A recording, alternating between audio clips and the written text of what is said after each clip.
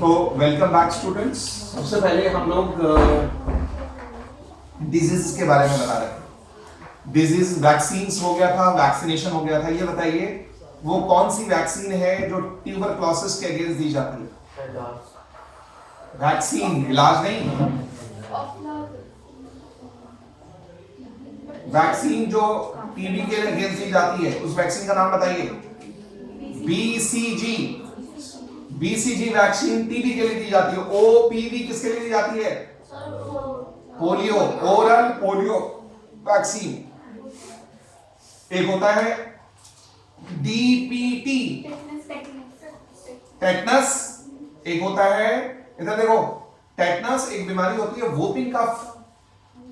छोटे मासूम बच्चों, छोटे बच्चे होते हैं उनको होती है वोपिंग कफ। और एक बीमारी और है डिप्थीरिया, उसके लिए दी जाती है। टाइफाइड की भी वैक्सीन अवेलेबल है, स्वाइन फ्लू की वैक्सीन अवेलेबल है, कोविड की भी वैक्सीन अवेलेबल है, हेपेटाइटिस की वैक्सीन अवेलेबल है। एक होता है MMR, measles, mumps, rubella, pox, chicken pox, cow pox, इनकी भी वैक्सीन अवेलेबल है। तो ये अच्छा, मैं बात कर रहा था एंटीबायोटिक। अगर एग्जाम में पूछा जाए एंटीबायोटिक क्या है? Antibiotics are the chemical substances obtained from one organism, one living organism and are used to kill other living organism. एक लिविंग ऑर्गेनिज्म से हमें मिले वो केमिकल जिसको दूसरे लिविंग ऑर्गेनिज्म के अगेंस्ट इस्तेमाल किया जाए, उनको हम एंटीबायोटिक्स कहते हैं। ये बताइए एंटीबायोटिक कई टाइप की होती है। एक नाम सुना होगा ब्रॉड स्पेक्ट्रम एंटीबायोटिक्स। क्या मतलब? कई सारी बीमारियों के लिए एक ऐसी एंटीबायोटिक जो कई सारी इंफेक्शन को खत्म करने के लिए कैपेबल हो, सक्षम हो, उसको कहते हैं ब्रॉड स्पेक्ट्रम एंटीबायोटिक। एक नाम सुना होगा आपने एमॉक्सिलिन। एमॉक्सिलिन ये काफी ब्रॉड स्पेक्ट्रम की एंटीबायोटिक है। आपको कहीं चोट लग जाए, इंजरी हो जाए, तो अक्सर आपको मालूम है डॉक्टर कहते हैं ड्रेसिंग के साथ साथ दवा भी खानी पड़ेगी। कभी आपको चोट लग जाती है, इंजरी हो जाती है, ब्लीडिंग हो जाती है, जख्म हो जाता है, तो उस जख्म के साथ जब आप ड्रेसिंग कराते हैं तो डॉक्टर कई बार कहते हैं आपको इस पट्टी के साथ साथ, ड्रेसिंग के साथ साथ दवा भी खानी पड़ेगी। दवा क्यों खा रहे हैं? दवाई क्यों दी जा रही है? डॉक्टर आपको क्यों दे रहे हैं दवाई? ताकि वो जख्म में इंफेक्शन ना हो। आपने नाम सुना होगा पस फॉर्मेशन हो जाता है, तो इसलिए वो पस फॉर्मेशन ना हो, उसमें इंफेक्शन ना हो, इसलिए एंटीबायोटिक आपको दी जाती है।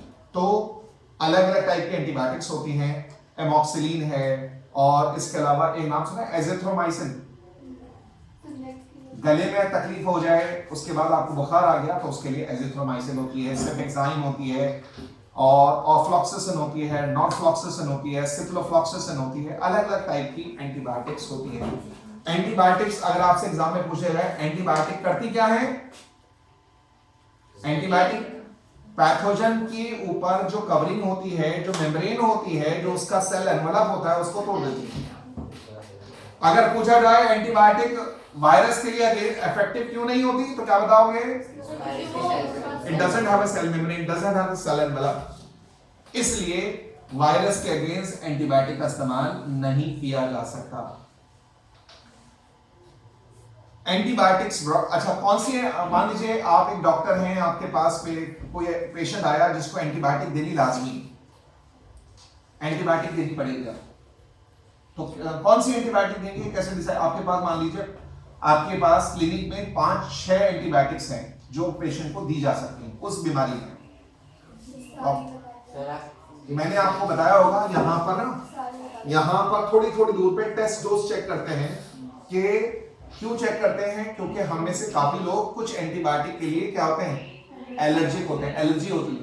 अगर आपको किसी एंटीबायोटिक से एलर्जी है, अगर वो एंटीबायोटिक आपकी बॉडी में डाल दी गई, तो आपकी बॉडी में रैशेस हो जाएंगे, एलर्जी स्टार्ट हो जाएगी, स्वेलिंग हो जाएगी, और बहुत सारे सिम्टम्स आपके अंदर आने लगेंगे। मेरी कुछ बात समझ आ रही है बच्चों को? ये एलर्जी हो जाएगी आपकी बॉडी में एंटीबायोटिक्स, इसलिए चेक करते हैं कहीं आपको वो उस एंटीबायोटिक से एलर्जी तो नहीं है। अगर नहीं है तो एंटीबायोटिक आपको दे दी जाएगी। एक सवाल एग्जाम में पूछा जाता है, why infected people इधर देखिए, why infected people are advised to take blend food, why infected people are advised to take blend food. blend का मतलब समझते हो? सादा खाना, टेस्टलेस फूड, जिसमें टेस्ट ना हो, मजा ना हो। मजा ना हो मतलब उसके अंदर तेल ना हो, मिर्च ना हो, नमक ना हो। इन तीनों चीजों से तो टेस्ट आता है। तो हॉस्पिटल्स में या डॉक्टर्स बताते हैं पेशेंट को उबला खाना, जिसमें नमक ना के बराबर हो, जिसमें मिर्च ना के बराबर हो, जिसमें तेल ना के बराबर हो, ऐसी चीजें खाने के लिए डॉक्टर बोलते हैं। क्यों भाई? क्योंकि जब आप बीमार होते हैं तो बीमारी के दौरान आपकी बॉडी के ऑर्गन्स क्राइसिस में होते हैं। आपकी ऑर्गन्स में क्राइसिस होता है, कई ऑर्गन्स आपके ठीक से काम नहीं कर रहे होते। उस दौरान आप हैवी फूड ले लेंगे तो मुमकिन है वो डाइजेस्ट नहीं होगा और आपकी बॉडी में वो इंफेक्शन और फैल सकता है। इसलिए उसको आसानी से बॉडी डाइजेस्ट कर ले, इसलिए बॉडी में इंफेक्टेड पर्सन को या बीमार पेशेंट को बिना tasteless food, blend food doctors खाने के लिए बोलते हैं। ये बताइए, ग्लूकॉन डी में ग्लूकॉन डी जो होता है उस पर लिखा होता है इंस्टेंट एनर्जी। क्या मतलब है? क्यों, कैसे? ग्लूकॉन डी पे इंस्टेंट एनर्जी क्यों लिखा होता है बताइए? वाई ग्लूकॉन डी के ऊपर क्यों लिखा होता है इंस्टेंट एनर्जी? बेटा ग्लूकोज जो है, जो ग्लूकॉन डी है, उस ग्लूकोज जो है, ग्लूकोज का जो पाउडर है, वो ग्लूकोज जो है वो already digested form, simplified form, मतलब वो और फर्दर सिंप्लीफाई नहीं हो सकता। वो सिंप्लीफाइड फॉर्म है, वो आपके जिस्म में जाते ही एब्जॉर्ब हो जाएगा आपके ब्लड में और आपको एनर्जी देने लगेगा, आपको एनर्जी मिलनी शुरू हो जाएगी। उसको डाइजेस्ट करने की जरूरत नहीं। जैसे आप रोटी खाते हैं, रोटी में होता है, ब्रेड खाते हो, ब्रेड में होता है स्टार्च।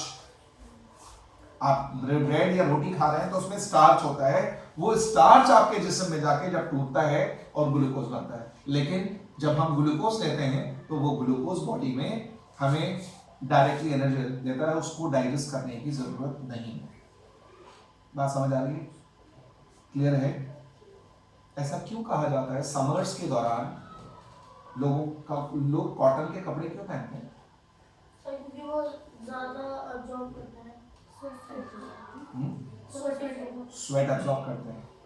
स्वेट अब्जॉर्ब होगा, कॉटन के कपड़े पोरस होते हैं, पोर्स होते हैं, बहुत सारे पोर्स होने की वजह से जो स्वेट है उसमें उड़ जाता है आसानी से, जिसकी वजह से आपकी बॉडी में कूलिंग इफेक्ट होता है, बॉडी ठंडी हो जाती है जल्दी। गर्मी जब आपको लगती है तो उस पोरस कपड़ों में से स्वेट निकल जाता है। जरा सोचो, गर्मी के दौरान आप नायलॉन के कपड़े पहने, नायलॉन, क्या होगा? नायलॉन के अगर कपड़े पहने आप तो क्या होगा? फॉर एग्जाम्पल आपने देखा होगा कई बार आप स्कूल जाते हैं, सॉक्स पहनते हैं, कॉटन के भी आते हैं, वुलन सॉक्स भी होते हैं और नायलॉन के सॉक्स भी होते हैं। अगर आपने नायलॉन के सॉक्स पहने हुए हैं गर्मी के दौरान, क्या होगा? स्वेट अब्जॉर्ब नहीं होगा, तो उसमें स्वेट निकलते उसमें ना फंगस के स्पोर्स ना जनरेट होने लगेंगे और हो सकता है आपके फुट में कोई फंगल इन्फेक्शन हो जाए। मेरी बात समझ आ रही है? तो उसकी वजह से भी बीमारी हो सकती है। कई बार आप कपड़े और शूज और सॉक्स के शेयर करने की वजह से आपको कोई बीमारी ट्रांसमिट हो सकती है। वो बात हम कवर कर चुके हैं, उसमें कम्युनिकेबल डिजीज। एक बीमारी होती है कॉन्टेजियस। कॉन्टेजियस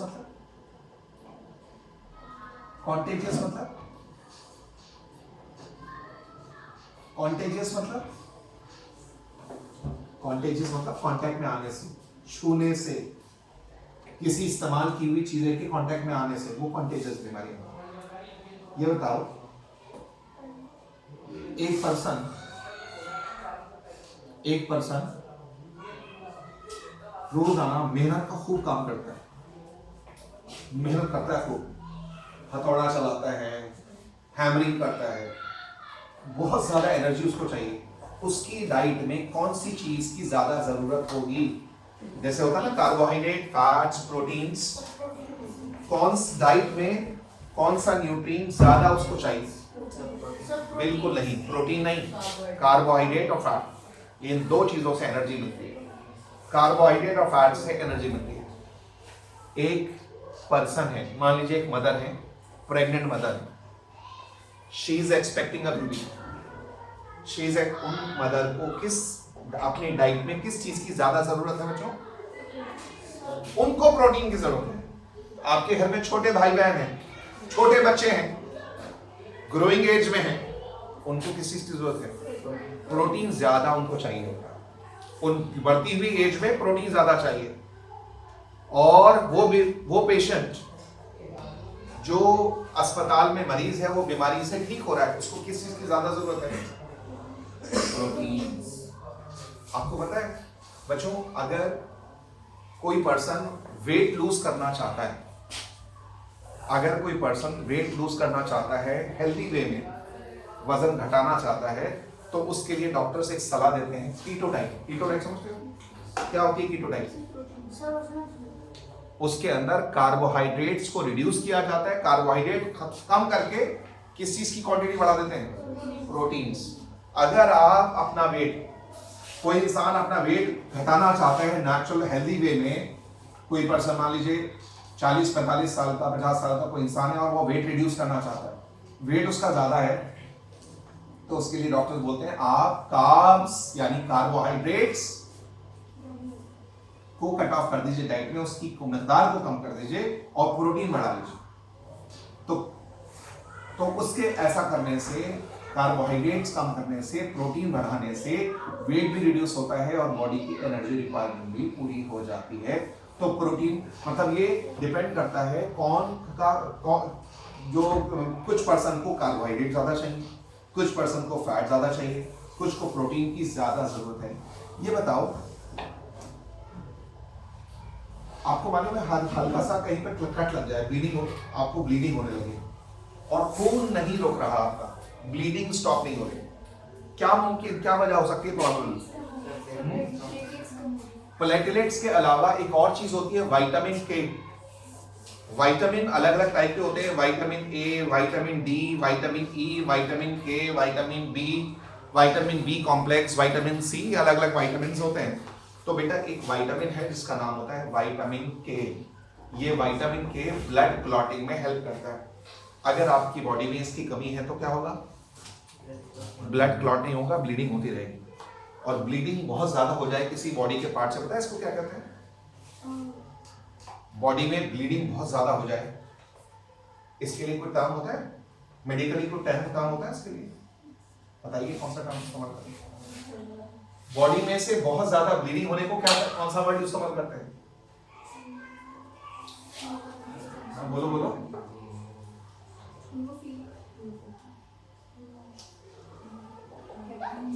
क्या कहते हैं इसको?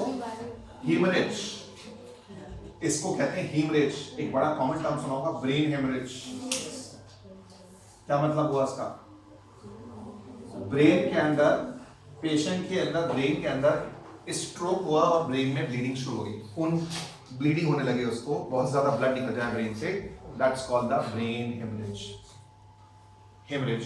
तो इसलिए मैं आपको ये बता रहा था कि हमारी डाइट में वैसे तो बहुत सारे न्यूट्रिएंट चाहिए, लेकिन कई बार हमारी डाइट में कुछ लोगों को कार्बोहाइड्रेट की ज्यादा जरूरत, कार्बोहाइड्रेट और फैट ज्यादा चाहिए, और कुछ लोगों को प्रोटीन ज्यादा चाहिए होते हैं। आप छोटे बच्चे, अगर आप इस एज में फैट भी कंज्यूम करते हैं और ज्यादा फिजिकल वर्क करते हैं, स्कूल में आउटडोर एक्टिविटीज में पार्टिसिपेट करते हैं, साइकिलिंग करते हैं, रोजाना वॉक करते हैं, जॉगिंग करते हैं, खेलते हैं, तो आप अपनी कैलोरीज को बर्न कर देंगे। जबकि वो लोग जो फिजिकल वर्क नहीं करते, तो उनकी बॉडी में कैलोरीज बर्न नहीं होती और उसकी वजह से उनको हेल्थ रिलेटेड इश्यूज आने लगते हैं। बात समझ आती?